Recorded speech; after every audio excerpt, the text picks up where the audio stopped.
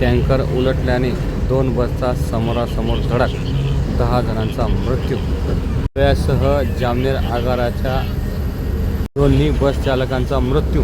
खळबळजनक घटना.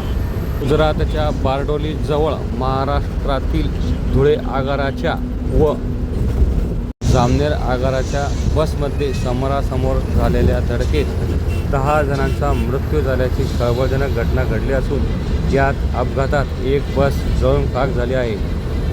बस उलटल्यानंतर लागलेल्या आगीत ही प्रवासी जिवंत जळाले आहेत.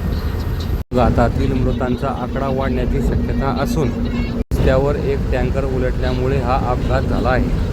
या अपघातात धुळे बस आगारातील बस चालक व जामनेर बस आगारातील बस चालक या दोघांचाही या भीषण अपघातात मृत्यू झाला आहे.